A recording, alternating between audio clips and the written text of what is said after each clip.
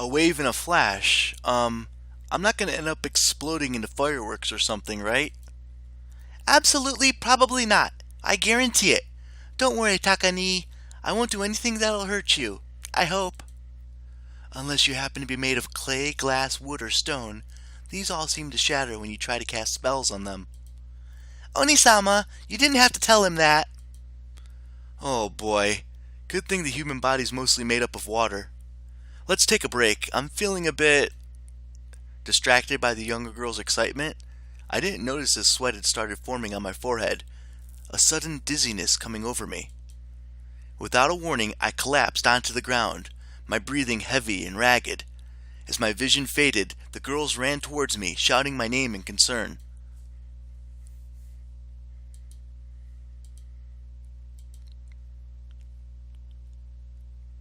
I slowly regained consciousness, opening my eyes to take in the familiar surroundings of the room that I had occupied during my stay with this unfamiliar world. I was surprised to find two fox spirits in the room with me, seemingly in the middle of preparing something. Taka-kun, it's good to see you awake again. You were unconscious for quite some time. How are you feeling? A bit tired, but I'm okay. What happened? You sprung quite a high fever. I have prepared some food for you. It'll be ready soon. Maeko-chan is preparing a spell that will hopefully improve your condition. I think you have a cold. You were so hot and sweaty, I had to get you out of your clothes to wash them. My head still felt a little bit fuzzy from the rest, but I was probably just exhausted from the constant training. I guess even a hero gets sick sometimes. It took me a moment to realize what Machiko had said. Raising the blanket, I found myself left in nothing but a pair of shorts. I instantly blushed. Why would you take off my clothes? Being near naked in the presence of someone as pretty as Machiko, I kept the blanket close enough to be a second layer of skin. I'm almost ready, Onisama! Machiko suddenly slipped past me, startling me in the process as her hands gently grasped my shoulders, pulling me against her. None of your robes fit you. This is the best we could do. I need you to relax. Easier said than done. Who would be able to relax with a girl hugging him? The lack of clothes only made me more nervous. Just lean back against me and watch. Maeko-chan is about to give you a demonstration of her powers. It would be rude not to pay attention, and I would hate to have to punish you for being rude. As those words were whispered into my ear like the temptations of a succubus, I kept my eyes on the younger sibling.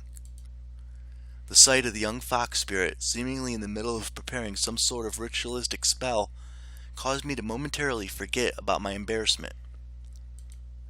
Don't be alarmed if you feel any unusual sensations. Once the spell takes hold, it usually takes a few moments to flow through you. Feel free to grab hold of me if you need to. Despite my attempt to protest, I decided that it was best not to worry too much about it. It wasn't like she was going to blow me up or anything. As though in a daze, I watched as the small glowing orbs started to gather in the room, urged on by the soft whispers of the young fox spirit who had finally started her spell. Maybe I should accept Machiko's invitation before something blew up in my face. And ha! I watched as the girl began to swirl her arms around. Tiny balls of light like fireflies began to appear in the vortex of her swirling hands, spinning around her. The light had a warm feeling to it, not hurtful to the eyes, but still more intense than a candle or a star or a light bulb. Finally she began to move her whole body, a dance of sorts that made the light flare even brighter.